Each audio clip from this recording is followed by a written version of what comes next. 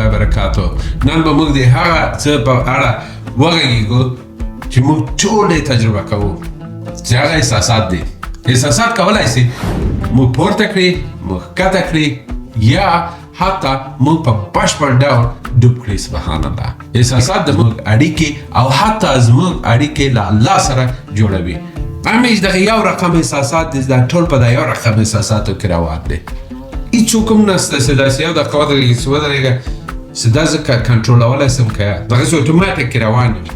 خو تاسې کله فکر کړی چې موږ ولې احساسات لرو؟ آیا احساسات یوازې د مغز کیمیاوي عکس العملونه دي که د روح سره ژور تړاو لري؟ نن به د اسلام او روانشناسي له نظره د احساساتو موضوع وڅېړو انشاءالله تعالی، تر څو چې زده کړو چې څنګه یې کنټرول کړو انشاءالله تعالی. دا به پکې زده کړو چې څنګه یې د الله د قربت لپاره وکاروو انشاءالله تعالی. په اسلام کې احساسات یوازې د مغز فزیکي عکس العمل نه دی، بلکې زموږ د روح او زړه انعکاس هم دی. سبحان الله. الله عزوجل موږ تاسو ته په قرآن کې وایي چې ضعیفه کیږئ مه، غمګینه کیږئ مه، تاسې مؤمنان یاست او تاسې به انشاءالله بریالي اوسئ که چیرې خپل ایمان کنټرول کړئ. دا سوره ال عمران کې ده. دا آیات موږ ته رازده کوي چې احساسات باید موږ کنټرول نه کړي، موږ باید خپل احساسات کنټرول کړو. امام غزالي رحم الله وایي چې زړه د یو عینې په څېر ده. که موږ تقوا، شکر او د الله ذکر ورکړو، زړونه به مو روښانه وي. خو که غصه، حسد او د دنیا ته ډېر ارزښت ورکړو، زړونه به مو تاریکیږي. سبحان الله. اسلام موږ ته دا راښیي چې انسانان دوه اصلي احساسات لري. محبت او مینه زموږ تر ټولو پیاوړی احساس دی او تر ټولو قوي مینه باید له الله سبحانه وتعالی سره وي. او دا الله عزوجل قرآن کې په سوره البقره کې وایي او هغه کسان چې ایمان لري هغوی د الله سره ډېره زیاته مینه لري. سبحان الله. بل څه ده؟ ویره ده. نه د دنیا ویره، بلکې د الله عزوجل د رحمت د بایللو ویره. د الله عزوجل په سوره طلوع کې وایي او څوک چې د الله جل جلاله ویره ولري، الله عزوجل به ورته د خلاصون لاره پیدا کړي. سبحان الله. مینې دي، هلته ویره، هلته محبت. دا دوه شیان سړی زده کړي انشاءالله تعالی هر شی به دا ته د موږ تاسې له تقوا سره له دغه کېږي. خو تقوا بیا نه کوي، د امید خواته ځي، د محبت خواته نه ده. او د لکه هغه مرغه سهال وځي، هغه دوه کوثران سوینه، یو د امید ده او یو د ویرې ده. دې ته تقوا وایي. که دا هر کوثر که ټیټو پورته سي، دا مرغه نه سي الوتی. نو سبحان الله د موږ تاسې تقوا چې ده دغه ده، هم ویرېږو او هم امید لرو انشاءالله د الله عزوجل رحمت ده. دې ته وایي تقوا. یو متوازن مؤمن د محبت او د ویرې ترمنځ ژوند کوي. سبحان الله. په روانشناسي کې احساسات زموږ د تجربو عکس العمل بلل کیږي. زموږ مغز یو قصه جوړوي او دا قصه زموږ احساسات ټاکي. مثلا که یو څوک ستاسو پیام ته ځواب ورنه کړي، که تاسو وایئ هغه زه نه خوښېږم، تاسو به خفه شئ.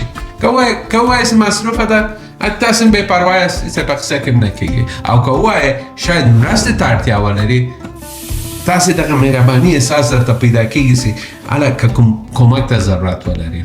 سبحان الله. دغه ټول هغه یوه قصه ده، مګر مختلف احساس موږ ته راکوي.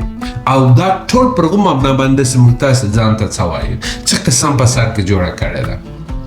او دا هغه وخت انشاءالله تعالی له ځانه چې لرې کولی شو چې یو اصل چې په اسلام کې ده چې حسن ظن ورته وایي، ښه ګمان کولی شو چې دا راواخو او یوزې کړو او له دغسې بدو فکرو چې ځان وساتو.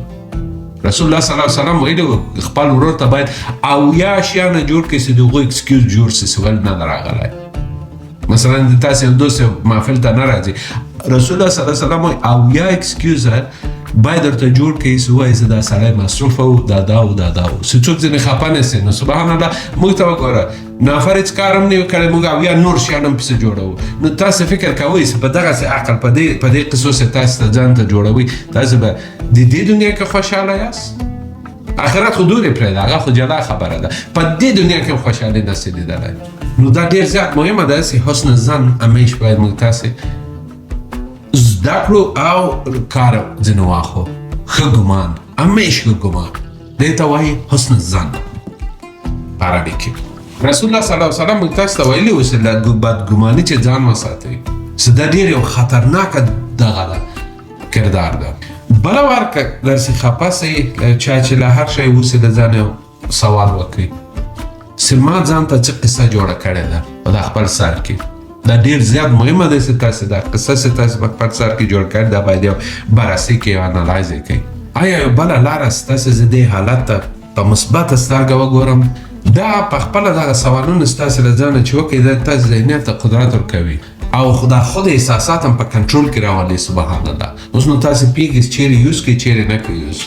اسلام موږ ته ښیي چې احساسات باید هوښیارانه کنټرول شي. راځئ 3 عام احساسات وڅېړو. اول غصه. رسول الله صلی الله علیه وسلم فرمایلی دی اصلي قوي انسان هغه نه دی چې خلک لاندې کړي، بلکې هغه دی چې د غصې پر مهال خپل ځان کنټرول کړي. سبحان الله. دا په بخاري شریف او مسلم کې ده. حل لاره یې څه ده؟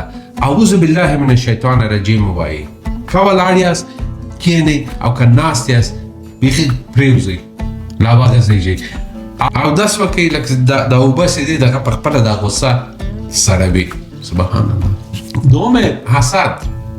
حسد چې ده که د زړه دپاره کوم زهر وي نو دغه حسد ده.